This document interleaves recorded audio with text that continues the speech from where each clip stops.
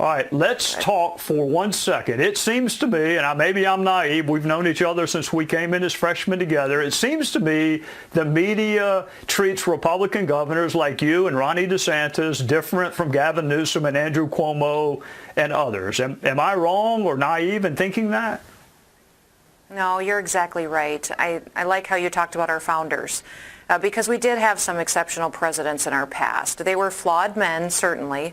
They had flaws and made mistakes, but they also led our country through challenging times.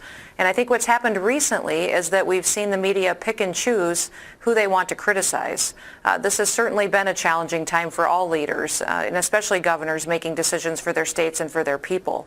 But they have not told the truth when it comes to what has happened during COVID-19 in each of our states, what the facts really are, and the holistic approach that many of us took to make sure we were taking care of our people.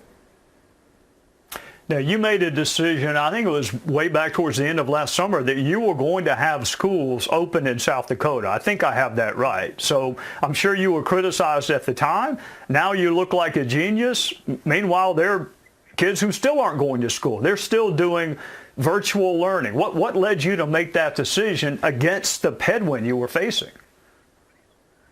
Well, we just consistently focused on what we knew about the virus, the science of it, the fact that our kids needed to be in school to learn. You know, when kids weren't in school, we saw that they were only achieving about 70% of normal in reading, only about 50% of normal in math, that was going to be detrimental to them long term, and their risk to the virus was much lower than it would be for older individuals that had health conditions. So evaluating all of that, free of fear, free of emotion, helped us to make the best decision for our kids. And Trey, that's what shocked me the most, was how the media would use fear to push an agenda during this pandemic. They used it to control people, and that is really what has been a grave disservice to the public.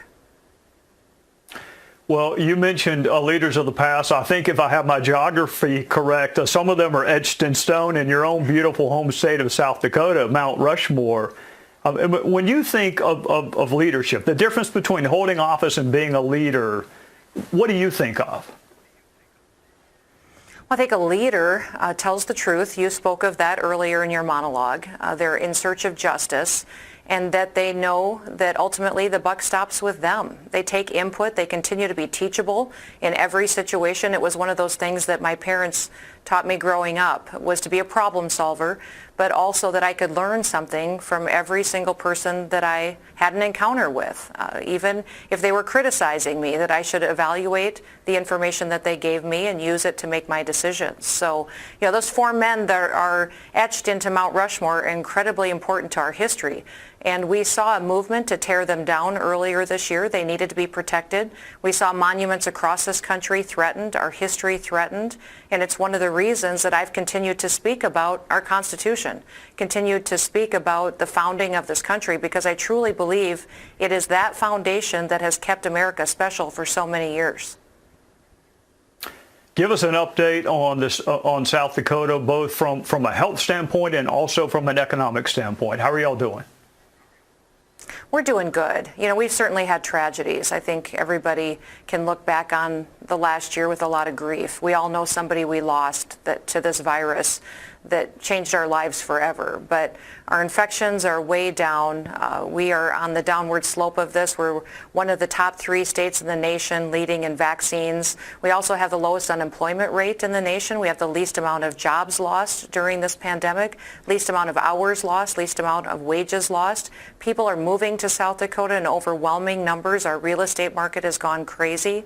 We're seeing historic revenues come into state government because of sales tax dollars of people doing very well because they've been able to keep their businesses open and provide for their families. And we're moving businesses to South Dakota in overwhelming numbers. I could triple the size of my economic development department, and we can't answer the phone for all the people who want to come to South Dakota because they recognize that the government here respects their freedom, that we don't have leaders here that overstep their authority in a time of crisis, and they want that kind of certainty in their lives.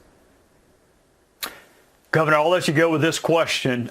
You are on the ballot in 2022 up for re-election. Do you think there's any chance that we may see you in South Carolina after 2022, just on a friendly visit? Oh, I'll come see you any day, Trey. You're one of my favorites. Well, you're one of mine. I love serving with you. Thank you.